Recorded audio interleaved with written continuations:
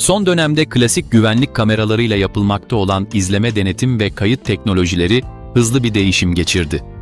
Ülkemizde savunma ve iletişim teknolojilerinde üretim yapan en büyük kurumumuz Aselsan'da, güvenlik sektöründe gözetim denetim için çeşitli ürünler ve projeler gerçekleştirmeye başladı. Yapay zeka destekli kent güvenliği yönetim sistemi ile Türkiye genelinde 81 il ve 920 ilçede kendi üretimi olan yaklaşık 450.000 Odakan markalı kamera kullanarak şehir ve yol güvenlik ve denetimini uçtan uca sağlama konusunda önemli bir projeyi hayata geçirdi. Büyük ölçekli işletmeler, havaalanları, karayolları ve demiryolları kurumları, devlet güvenlik teşkilatları, gümrük tesisleri, lojistik merkezleri, kamu ve yerel yönetim yerleşimlerinde kamu veya özel güvenlik kuruluşları gözden kaçabilecek noktaları araştırmak veya bir olay meydana geldikten sonra operasyonel prosedürleri uygulamak için anlık izleme ile birlikte eş zamanlı olarak sürekli kayıt yaparlar. Güvenlik tarama sistemlerinin cihazları giderek daha akıllı hale geldikçe bu işle ilgili operatörler yasaklı eşyaları, şüpheli nesneleri ve potansiyel tehditleri belirlemek için büyük ölçüde iş istasyonu ekranlarına güvenir. Gerçek zamanlı izleme önemli olmaya devam ederken, birçok kuruluş artık güvenlik tarama işlemlerinin kaydedilmesinin ve arşivlenmesinin, gelecekteki inceleme ve uyumluluk amaçları için önemini fark ediyor.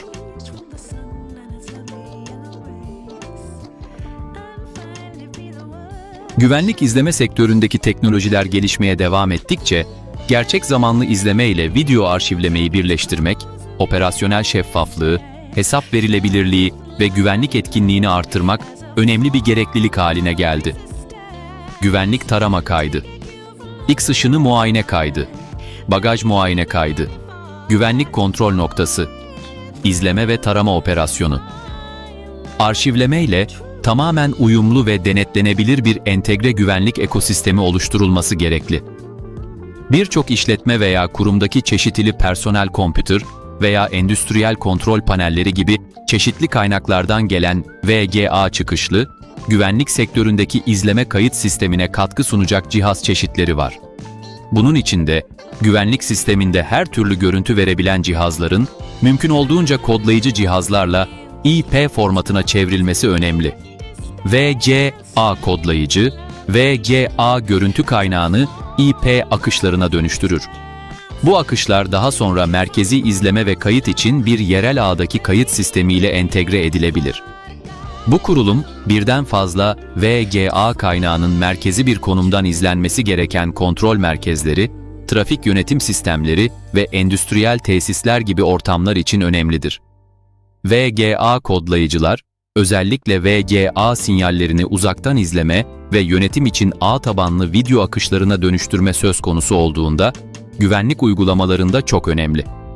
İşte VGA kodlayıcıların birleşik güvenlik yönetimi için kısa adıyla NVR denilen ağ video kaydedicilere entegre olur.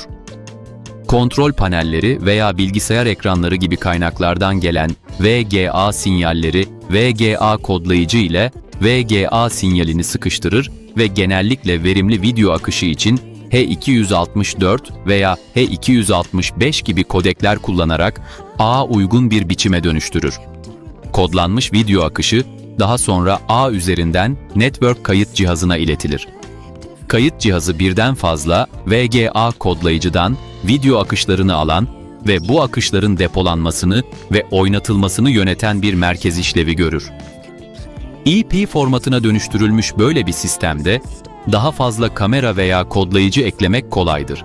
Bu da sistemin önemli altyapı değişiklikleri olmadan gerektiği gibi ölçeklenmesini sağlar.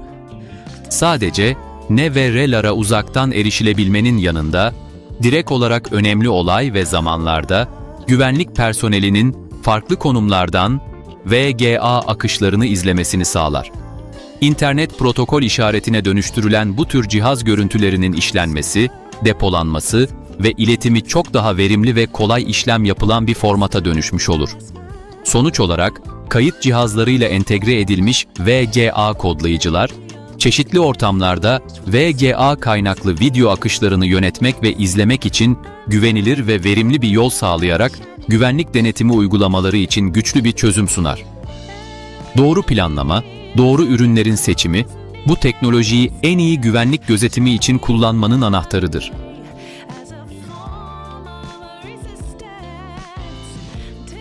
Önceki dönemlerde yapılmış analog CCTV kamera gibi analog bir kaynaktan koaksiyel kablolar kullanılarak yapılmış gözetim, denetim için kullanılan sistemlerde vardır.